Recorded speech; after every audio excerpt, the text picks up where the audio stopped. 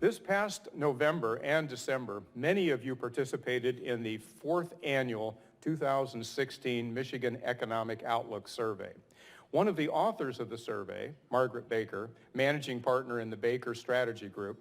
At this time, I would like to invite Margaret to the podium to unveil some key economic survey results before we hear from the roundtable. Ladies and gentlemen, please welcome Margaret to the podium.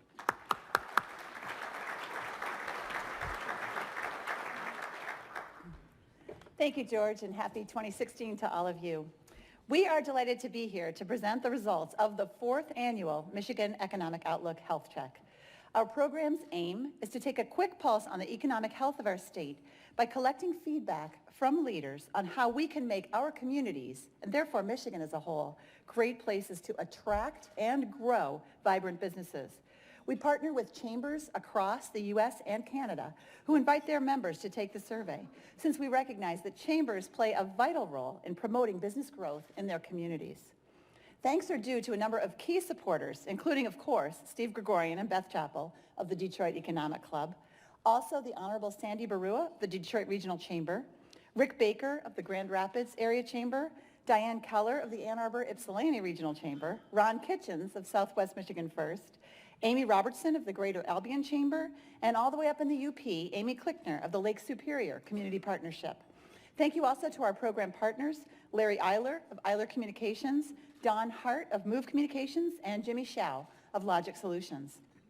In 2013, when we started, Governor Snyder said, "A key component of our reinvention of Michigan is the setting of clear, measurable goals that serve as a catalyst for positive change.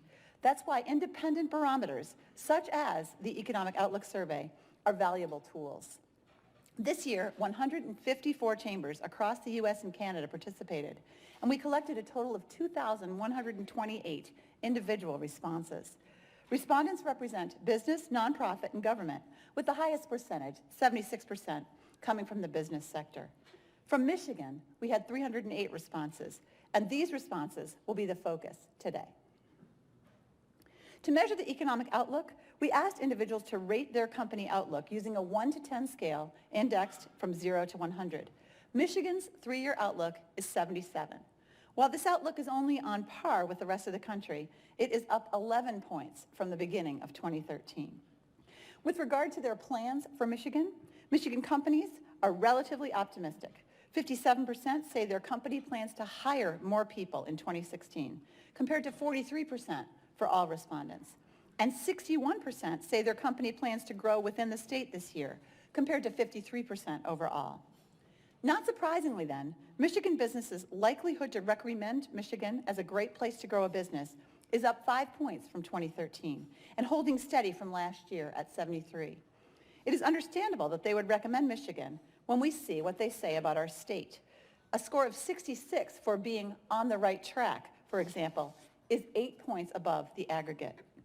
And although respondents say that our Michigan economy is not yet vibrant at 58, we have moved up a whopping 10 points from 2013.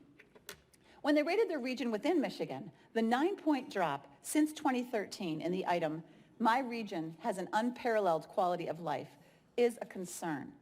Also a concern is the fact that the score for "My region has a forward-looking culture that embraces entrepreneurialism" stayed the same from 2013, as this item is so closely tied to our economic outlook.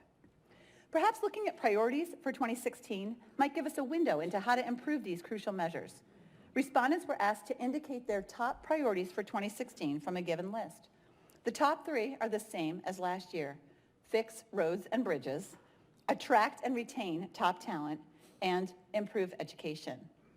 Revitalize major cities gets a special mention because Michigan's 51% is a full 27% higher than the national average of 24%. Finally, we analyzed company measures, regional measures, and state measures, and identified 4 key factors that drive a positive economic outlook. Companies that articulate a vision for the future. Companies that are examples of high performance. Regions that have a forward-looking culture that embraces entrepreneurialism, and a state or province that has a strong, vibrant economy.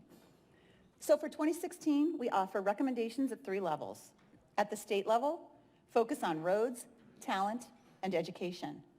At the regional level, cultivate a forward-looking culture that celebrates, embraces, and supports entrepreneurialism.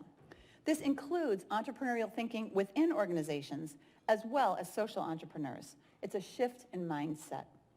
And for all of you within your own organizations, articulate a clear and compelling company vision and foster a culture of high performance. We will leave you with a quote from one of the CEOs who took the survey and answered the question, what must Michigan do to become a great place to grow a business? She said, providing entrepreneurial support from thought leaders, professional service providers, and government needs to be delivered in one message, not three. Michiganders must continue to extol the virtues and wicked awesome benefits of being in Michigan and never apologize for our phenomenal mitten state again. I will now turn this meeting over to Tom Walsh and our esteemed panelists to continue this discussion. Thank you very much.